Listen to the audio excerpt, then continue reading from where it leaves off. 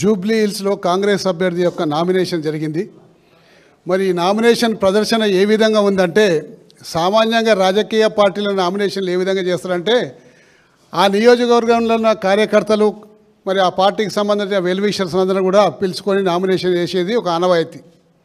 కానీ ఇవాళ అంతర్రాష్ట్ర రౌడీ మూకాల ప్రదర్శన జరిగినట్టు జూబ్లీ హిల్స్లో నియోజకవర్గంలో, హైదరాబాద్లో ట్విన్ సిటీస్లో ఉన్న మాజీ రౌడీ షీటర్లు, ప్రజెంట్ రౌడీ షీటర్లు, నేర చరిత్రలు అందరూ కూడా ఆ ర్యాలీలో పాల్గొని బీభత్సం కత్తులు కటాలతోటి ఇలా ఎంత కనిపించినా కానీ పోలీసులు ఏమీ పట్టనట్టు, అంటే తమకి ఇది మా డ్యూటీ కాదన్నట్టు వాళ్ళ కళ్ళ ముందరనే కత్తులు కటాలు పట్టుకున్నా కానీ ఏమీ అనకపోవడం నిజంగా చాలా విచారకరం అని చెప్పేసి కూడా ఈ సందర్భంగా మీకు మనవి చేసుకుంటూ, మరి జూబ్లీ హిల్స్ ప్రజలు కూడా ఈరోజు ఆలోచించుకోవాలి.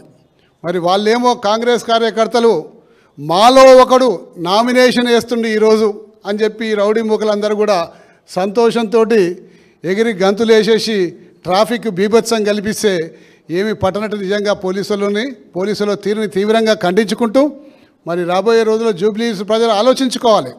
ఎందుకంటే ఇంకా నామినేషన్ వేసేటప్పుడు ఈ పరిస్థితి ఈ విధంగా ఉంటే, రేపు నిజంగా ప్రజలు వాళ్ళకి అధికారం ఇస్తే రేపు ఆ నియోజకవర్గ ప్రజలు ఏ విధంగా ఉంటారో సంగతి ఒక్కసారి ఆలోచన చేసుకోవాలని చెప్పేసి కూడా ఈ సందర్భంగా మనవి చేసుకుంటూ, మరి బోరబండలో సర్దార్ అనే వ్యక్తి కాంగ్రెస్ వాళ్ళ ఆగడాలకి ఏ విధంగా బలై సూసైడ్ నోట్ల వాళ్ళ పేర్లు రాసిండో సంగతి గతంలో మీరు అందరికీ తెలిసిన విషయమే. మరి ఆ రోజుల్లోనే కాంగ్రెస్ పార్టీ ఆగడాలకు ఒక మనిషి బలైపోతే మరి ఈరోజు పరిస్థితి ఏ విధంగా ఉన్నదో సంగతి ఒక్కసారి ఆలోచించుకోవాలని కూడా ఈ సందర్భంగా మీకు మనవి చేసుకుంటూ, నిజంగా కూడా ప్రజాసేవలో ఉన్నవాళ్ళు సేవ చేసేవాడు నిజంగా ఎన్నికైతే బాగుంటుంది. సేవ చేసేవాడు రేపు ప్రజలకు ఏమైనా సేవ చేసే ఉద్దేశం ఉంటుంది.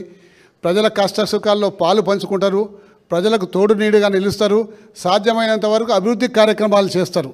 కానీ బెదిరించి భయభ్రాంతులు చేసి అధికారం కైవసం చేసుకుందామని చెప్పేసి తమ బలమంతా చూపెడదామని చెప్పేసి నేర చరిత్రలను అందరినీ ఒక దగ్గర చేర్చిన ఘట్టంలాగా ఈ నామినేషన్ కార్యక్రమం ఈరోజు కనిపిస్తూ ఉంది.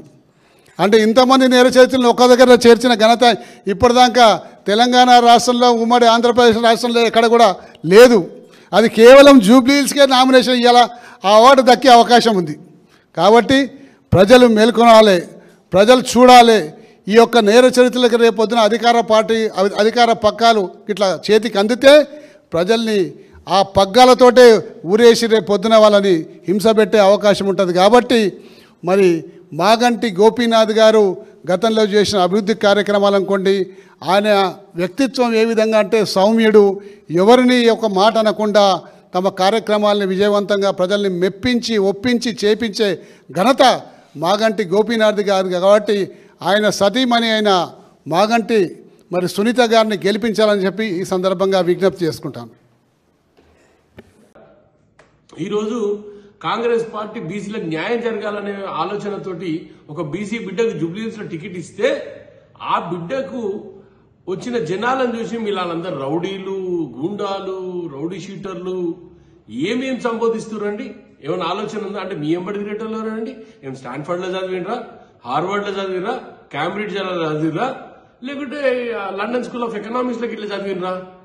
అరే అంత అసూయ ఎందుకండి మీకు? బీసీల పట్ల అంత అవమానకరంగా మాట్లాడాల్సిన అవసరం ఏముంది మీకు?